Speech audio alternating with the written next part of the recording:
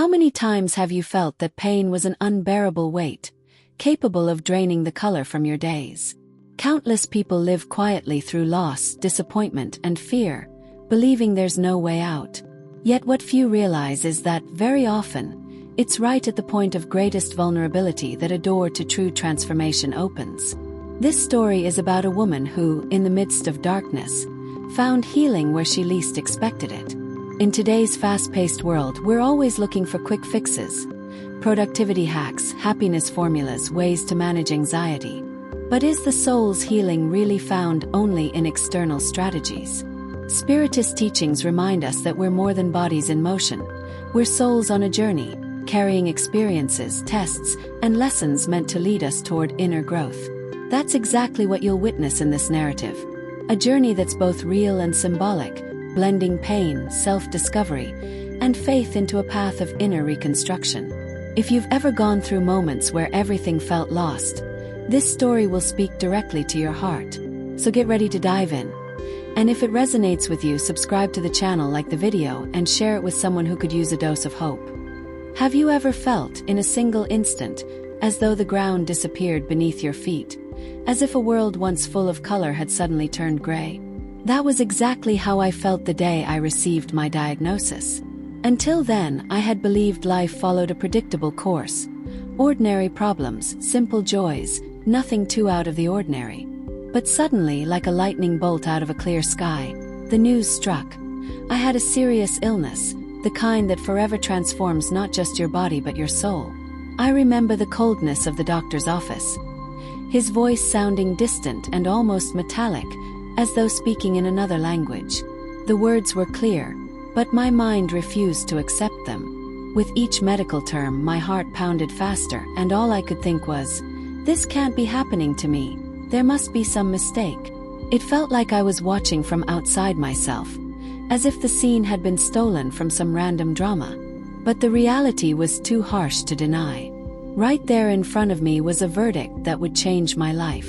In the days that followed, that conversation replayed endlessly in my mind. The doctor's expression, his careful tone, the heavy silence between explanations. I would walk down the street, glance at store windows, greet people, but I wasn't really there. It was as if I were living in another dimension, a shadow of illness following me everywhere. Nothing seemed to matter anymore. Work obligations, future plans, even small pleasures like a warm cup of coffee or a good book. Everything had lost its flavor. The feeling that haunted me most was my own mortality. Never before had I faced the fragility of life so directly. I knew, in theory, that everyone dies, but that idea had always felt distant, reserved for some undefined future. Now death had a face, a name, a timetable, even if uncertain. This confrontation with life's limits opened an abyss inside me. How do you keep living, knowing each day might bring pain or worsening symptoms? How do you bear the weight of uncertainty, constantly turning into fear? The nights were the cruelest. Lying in the dark, the silence of the house grew deafening, and my mind spun without rest. Terrifying scenarios appeared before me. Hospitals, long stays, goodbyes. Each thought tightened my chest, and silent tears escaped before I could stop them. I asked myself, what did I do to deserve this? Why me? Questions with no answers, hammering at my consciousness. One day in particular, I felt like I was crumbling inside. I looked in the mirror and barely recognized myself. Pale face, tearful eyes, exhausted expression. I seemed to have aged years in just a few days. It wasn't only the illness attacking me but the weight of fear, uncertainty, and anger.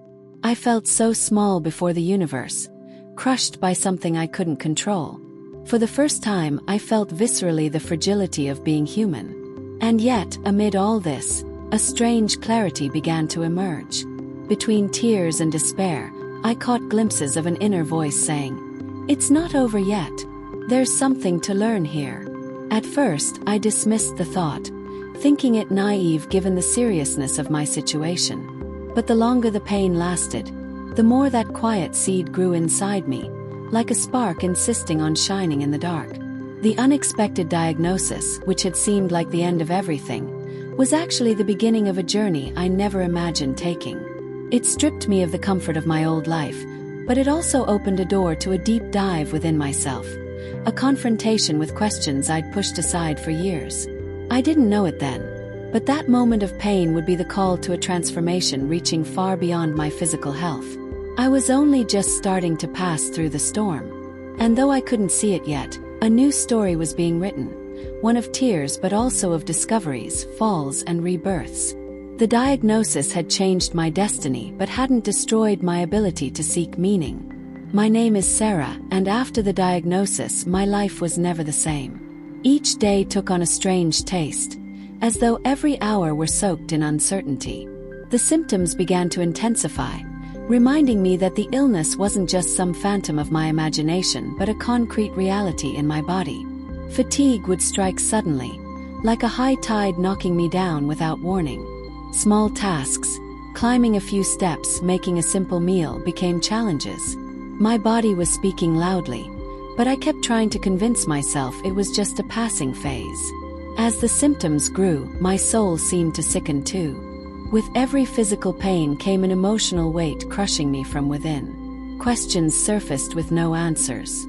Why me? Why now? I had dreamed of so many things: projects, travels, professional goals, quiet days with loved ones. Suddenly, all of it felt fragile, distant, like sandcastles swept away by the tide. The future, once painted in bright colors, now appeared as a blurred canvas full of shadows. Mornings no longer held their old freshness. I woke up with no drive, feeling like even the act of getting out of bed was a battle. The mirror reflected someone I no longer recognized. Tired face, dull eyes, weakened body. The illness was stealing not only my health but my identity. It was as though I were losing myself inside myself, unsure how to find the person I had once been. And alongside that loss came a fear of tomorrow that felt unbearable. Over time, I realized the pain wasn't just physical. It reached my mind, my heart, my spirit.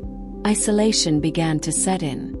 Friends reached out, family tried to get closer, but I no longer had the strength to be present. Faking smiles was too exhausting. I preferred the silence of my room, though there the negative thoughts devoured me. Solitude became both refuge and prison. Between four walls, I confronted emptiness and the anxiety of not knowing whether I could endure the days ahead. During that period, the weight of emotional pain became even heavier than the illness itself. It wasn't just my body hurting. My soul was crying out for help. Tears became constant companions, showing up at unexpected moments, sometimes hearing a song that used to make me happy, other times looking at photos of times that now seemed so far away. Life had changed its tone, and I felt lost in a sad melody that wouldn't end. Deep down, I knew something inside me also needed healing. I sensed the illness came with a call to look deeper within, but at that stage, I still didn't have the strength to answer. Fear spoke louder, and resentment mixed with the urge to run away. I wanted to wake up and find it was all just a nightmare, but reality reminded me with every symptom that the suffering was real and demanding a response I didn't yet know how to give. The nights remained long and heavy. Between insomnia and dark thoughts, my mind swung between past memories and future uncertainties. Often, the physical pain seemed to intensify simply because my soul was drowning in sadness. That was when I began to realize the illness wasn't only a matter of the body but a challenge to my whole existence. I was weakened on every level, and the weight of that pain seemed to pull me deeper into an abyss. The nights had become my worst enemies. Silence, something most people associate with peace, turned into a deafening echo of my fears. I tossed and turned, feeling the weight of the pillow like an anchor. Every sleepless minute fed my darkest thoughts, and anxiety grew inside me like a storm I couldn't contain. The clock seemed to mock my inability to rest, ticking away the hours of a battle I no longer knew if I could win. Each sleepless night, physical pain blended with a deeper torment, the suffering of my soul. I began questioning not only the illness but the very meaning of life. Why keep going? Why keep pushing a body that no longer responds? A mind that can't find rest? These thoughts frightened me, yet they felt unavoidable. A spiritual despair grew alongside a sense of abandonment, as if even God had stepped back from me. There were moments when I felt on the verge of giving up entirely. The emptiness inside me was so overwhelming that life itself seemed pointless. Friends and family tried to reach me, but their words couldn't penetrate the invisible wall isolating me. I smiled outwardly when I had to, but inside I was collapsing. The tears that once came quietly now turned into sobs that stole my breath. Pain had become an abyss, and I felt closer each day to being swallowed by it. In the darkness of those nights, I began to realize my illness wasn't only physical. Something much bigger was happening in my spirit. Spiritism, even though distant at that point, had left me a vague memory that we are more than our bodies. But at that stage, the idea that my suffering had a spiritual dimension only seemed to increase my anguish. If my soul is also sick, where can I find medicine for it? I asked myself, lost in the storm. The days dragged on, and with them came a growing sense of failure. I was no longer the woman who dreamed, who believed in the future. I felt like a shadow of myself, dissolving little by little. Psychology teaches that the mind can fall ill alongside the body, and I felt it in every fiber of my being. Hopelessness was eroding my will to fight. It was as if my strength were being siphoned away by something invisible, a sadness with no end that I could no longer control. I knew I wasn't truly alone, but paradoxically, the loneliness was crushing. In the few prayers I still tried to make, my words seemed to hit a low ceiling and bounce back to me, never reaching anywhere. Faith, which had once been my refuge, now felt distant. I questioned divine love, asked God if he really saw my tears, or if I was doomed to face this alone. The silence of that unanswered plea cut me even deeper. Times anger took over my heart. I saw people living full lives, healthy, fulfilling dreams, and I wondered why I couldn't have the same fate. Does my life even have value? Does my pain have meaning?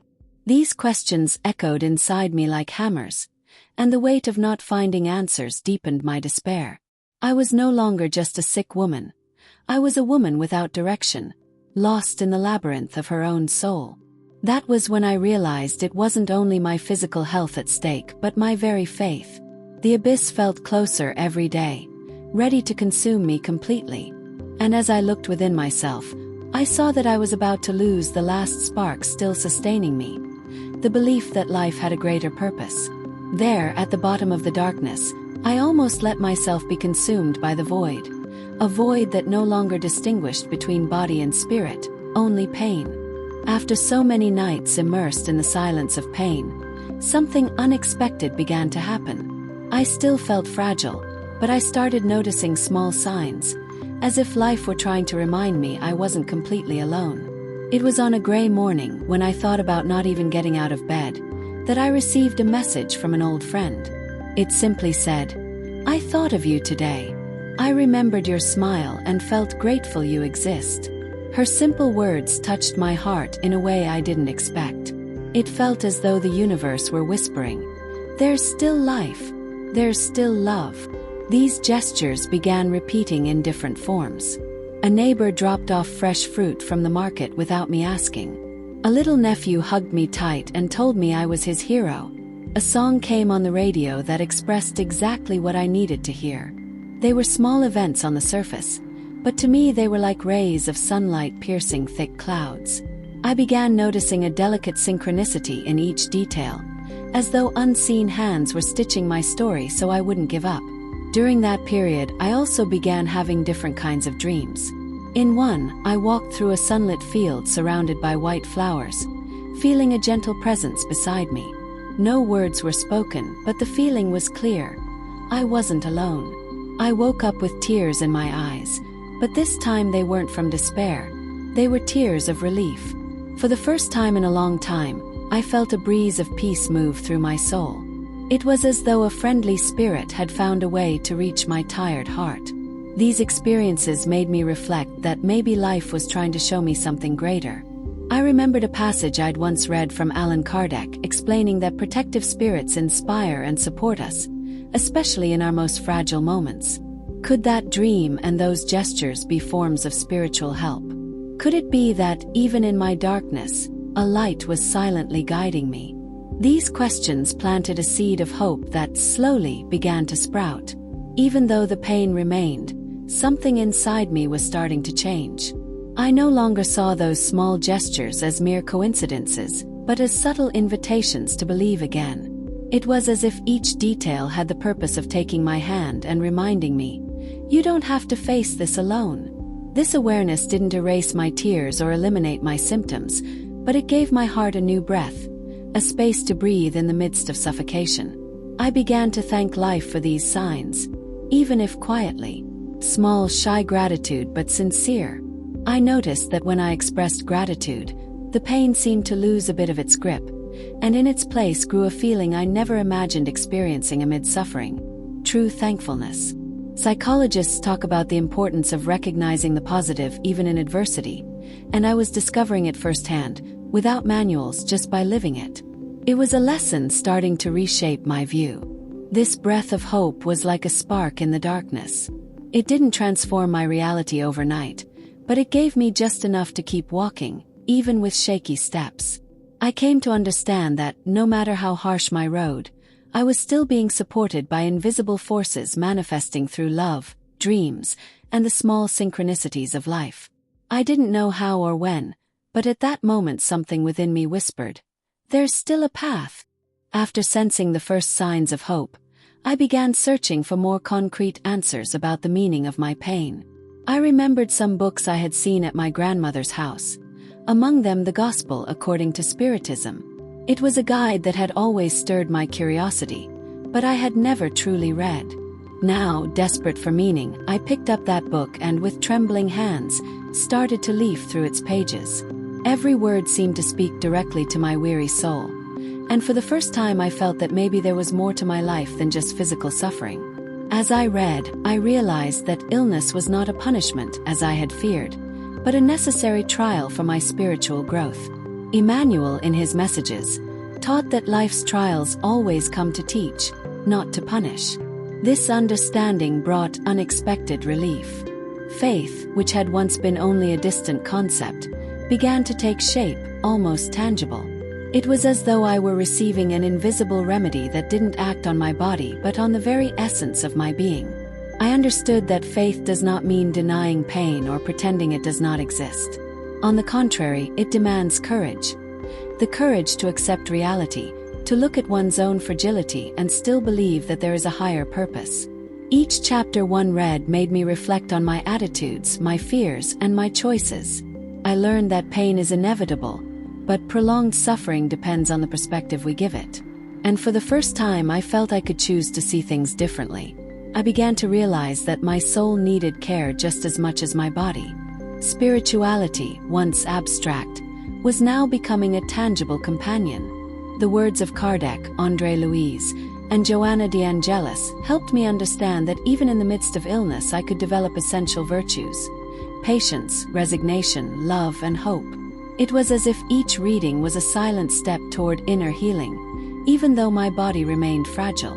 Prayer became part of my routine, not as an obligation, but as an intimate dialogue with something greater. It didn't matter whether I spoke or simply stayed in silence. I felt that my words or my silence were heard. Faith became both a refuge and a daily medicine that strengthened my spirit and eased my anxiety. I realized that suffering could be an ally, as long as I was willing to learn from it and allow my soul to be enlightened by the understanding that Spiritism offered. In the midst of these discoveries, I began practicing small acts of kindness and attention to others, even if simple: a phone call, a smile, a caring gesture. Each act shifted my focus away from pain and allowed joy, however small, to surface. The Gospel according to Spiritism taught me that charity and love strengthen the soul, and I was beginning to experience this in practice. It was as if, by easing another's pain, I was also easing my own. The nights were still long but no longer desolate. Faith transformed the silence into moments of introspection. The illness, which I had once seen only as a burden, began to reveal itself as an inevitable mirror. It forced me to stop, to quiet the external noise, and to dive within myself. In that dive, I discovered old wounds, resentments I had thought were forgotten but which still weighed silently on my heart. I realized it was not only my body that was ill. My soul also bore scars I had never tended to. As I revisited my memories, I found grudges stored away against people who had hurt me. Some were almost imperceptible, hidden under layers of indifference, but they were still there, feeding shadows in my soul. I also found resentment toward myself, decisions I had made, mistakes I had committed, moments when I felt weak and guilty.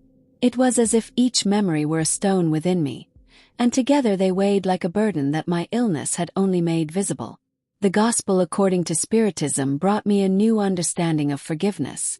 It wasn't about forgetting or justifying what had happened, but about freeing my soul from the chains I had created by nurturing resentment.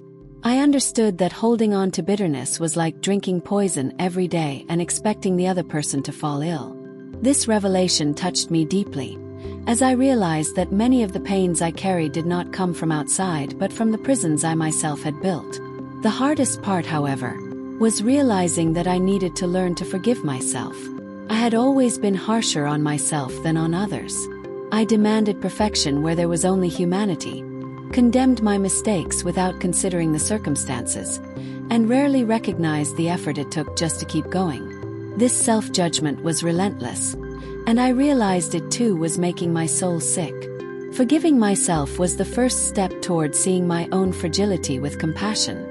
Each prayer became also a plea for release from these inner chains. I asked for strength to loosen the ties, to stop replaying the same painful scenes in my mind, to stop feeding guilt as one feeds a wound that never heals. Gradually, I felt that forgiveness was not just an act but a daily process, an exercise in love that had to begin within me and then expand outward to the world around me. Through this process, I discovered that spiritual healing begins when we dare to look at our shadows without fear. The illness had made me stop, but it also gave me the chance to see within myself a new possibility, to be reborn lighter, without carrying grudges, hurts, or guilt. It was painful but also liberating. I understood that forgiving did not mean forgetting the past but transforming the way I carried it. Little by little, I noticed that each step on this path of forgiveness also illuminated my body. Not that the physical pain disappeared completely, but it seemed less cruel, less desperate. I felt that as my soul freed itself, it silently but genuinely influenced my well-being. The inner awakening was the beginning of a deeper healing, one that went beyond what the eyes could see. And so, I came to understand that forgiveness was the true medicine of the soul. More than any drug or treatment, it was what created space for life to flow again within me. The illness, once seen as an enemy, now revealed itself as a severe but wise teacher, teaching me to look inward and discover the power of transforming pain into light. Discovering forgiveness opened up a space inside me that I never knew existed. In that emptiness once filled with resentment, something new began to grow: love. I realized that love had always been there, but my pain had covered it up like heavy clouds that blocked the sun. As I slowly released my grudges, that inner sun finally found room to shine, not only on me but also on those around me. The affection of my family gained a new dimension. Before, I received their gestures of care with suspicion, as if I were a burden to them. Now, I understood that the love they offered was also nourishment for their own souls. My vulnerability brought us closer, and instead of feeling ashamed for needing help, I began to see the value of interdependence, so deeply emphasized in Spiritism. We are all instruments in each other's lives. My friendships also transformed. Some people I once thought were distant drew near again, offering small demonstrations of affection that became huge for me. An unexpected visit, an encouraging message, a remembrance in prayer. I began to feel that love reveals itself in the simplest ways, yet it has the power to heal the deepest wounds. Emmanuel was right when he said that love is the pathway to true life, and now I could see that happening within me. Little by little, I noticed that my suffering also served as a lesson to others. Friends, family, and even acquaintances began telling me that the way I faced my illness inspired them. I hadn't realized it, but the serenity I was cultivating became a silent example. I then understood that love is not only about giving or receiving, but also about inspiring, allowing even our pain to be transformed into a source of light for those around us. Love also taught me to look beyond myself. Whenever I made the effort to smile at someone, even in the midst of pain, I felt a greater force rise within me. This movement, stepping outside my pain to notice someone else, produced a subtle yet powerful healing. I learned in practice that to love is to serve, to give of oneself, to care for another's well-being. And paradoxically, that it is precisely this act that strengthens us. From a Spiritist perspective, I learned that love is the universal law connecting us to God. Without charity there is no salvation, said Kardec, and that phrase now echoed in me with a deeper meaning. It wasn't about great acts of generosity alone, but about every small gesture infused with tenderness and respect. Love was the invisible bond linking me to all, and at the same time healing the deepest wounds of my soul. I began to cultivate gratitude for every form of love I received and for every opportunity to offer it. This constant exchange became a balm that softened even my hardest days. Pain was no longer a prison, but a space for learning. And love, both human and spiritual, was the key that opened doors within me that had long been locked. I discovered finally that love is the greatest force of transformation that exists. It not only sustains the soul but lifts it higher. And as I learned to embrace and to give love, I felt that my life, even marked by illness, was filled with a new purpose: to be a channel of light, compassion, and hope for those who crossed my path. As I experienced the power of love in my life, a new desire was born in me, to share what I was learning with those also facing their own battles. Pain, which once seemed like an unbearable weight, began to transform into fuel for something greater. I understood that I could not keep only to myself the reflections, the comfort, and the faith that were helping me move forward. The first step was simple: talking with people close to me who were also dealing with illness. I didn't have ready-made solutions, but I could offer listening and presence. To my surprise, I noticed that my words, shaped by my own tears, were able to bring relief to troubled hearts. Each time someone told me, "What you said gave me peace," I felt my own soul quiet down as well. In time, invitations came to visit support groups and Spiritist gatherings for those suffering illness. At first, I feared I wasn't prepared, but soon I realized it wasn't necessary to be perfect or to have all the answers. All I needed was an open heart. There, as I shared my story and spoke about how Spiritism helped me reinterpret my illness, I saw teary eyes begin to soften, as if a flame of hope had been rekindled. Each experience showed me the greater meaning of my trial. Illness stopped being just a personal struggle and became an opportunity for service. I realized in practice that when we comfort someone, the first person consoled is ourselves. André Luiz teaches that the good we do is, before anything, a blessing that returns to our own spirit. And now I could confirm this truth with my own life. Curiously, when I was physically most fragile, I felt spiritually strongest. It was as if the limitations of my body pushed me into a deeper dimension of existence. The physical pain was still there, but the moral suffering lightened with each gesture of sharing, with every word of comfort that left me and found echo in another's heart. As I dedicated myself to this new path, I realized I had found a mission. It wasn't something grand in the eyes of the world, but it was immense in the eyes of the soul. My life now carried a renewed purpose: to turn my experience into an instrument of faith and courage for those who, like me, faced nights of anguish. And in the silence of my prayers, I gave thanks to God for the opportunity. The illness that once seemed only a tragedy was revealed as a call to serve. I discovered then that the noblest mission often arises from pain, because it is in pain that we learn to look beyond ourselves and to become outstretched hands for those still walking through the dark. As time went by, I realized that although my body still faced limitations, something much deeper was happening within my soul. The physical pain persisted, yet it no longer carried the same weight as before. What once was despair had transformed into serenity, as if I had learned to walk through storms with a heart firmly anchored in faith. I discovered that true healing was not about the complete elimination of illness, but about transforming the way I saw life. The nights of anguish that once consumed me were now replaced with silent prayer and intimate dialogue with God. Faith had become my most powerful medicine, dissolving fears and soothing anxieties. With each passing day, I felt more clearly that the spirit is the conductor of life, and the body merely reflects its condition. I remembered the teachings of the Gospel according to Spiritism, which explain that many physical trials are instruments for the soul's progress. This understanding brought me immense peace, for it helped me realize that nothing I was experiencing was in vain. My attitude toward illness changed completely. Instead of asking, "Why me?" I began to ask, "What for?" That small shift in perspective opened the door to greater understanding. I no longer saw my illness as punishment but as an opportunity for growth, for learning, and for love. The serenity blooming within me also began to reflect on those around me. My family, once so anxious, found strength in my example. Friends told me that my peace inspired them to face their own struggles. I, who once saw myself only as a victim of fate, now understood that I could be an instrument of hope. Even in moments when my body grew weak, I felt an invisible force sustaining me.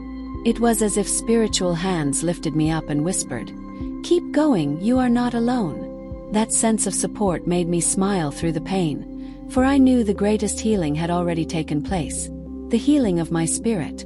Faith had replaced fear, and peace had taken the place of anguish. The illness had not disappeared, but it no longer defined me. I had discovered that the true victory was not having a perfect body but having a soul in harmony with life and with God. And that discovery, more precious than any medicine, was proof that inner healing had been accomplished within me. Time passed, and looking back, I could hardly recognize the woman who once drowned in tears and fear. The illness that once felt like an unbearable burden had become the greatest teacher of my life. Taught me patience, faith, and courage. More than that, it showed me that true strength is not born from the absence of pain but from the ability to face it with trust in God. I came to see illness not as an enemy, but as a companion on the journey.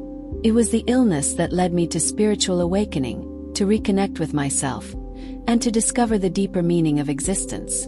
While many saw only suffering, I had come to see a bridge to eternity.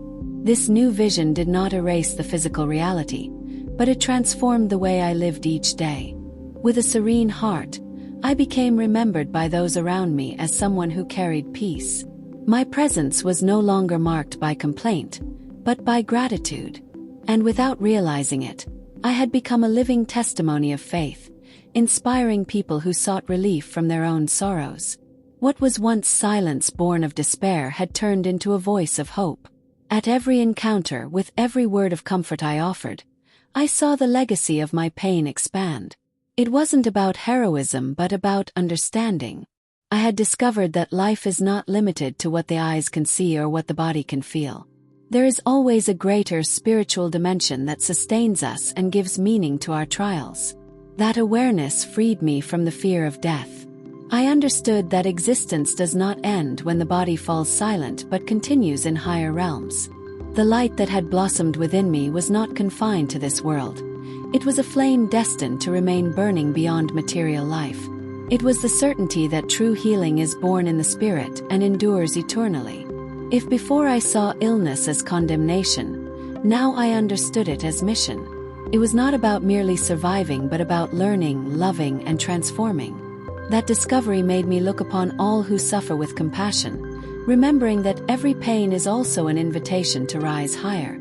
Today, as I close this chapter of my story, I leave my testimony. It is not the form of pain that matters, but what we do with it. Illness was the soil where the seed of my faith took root. And it is that faith which now becomes a light to guide not only my steps but also those of all who still walk through the shadows.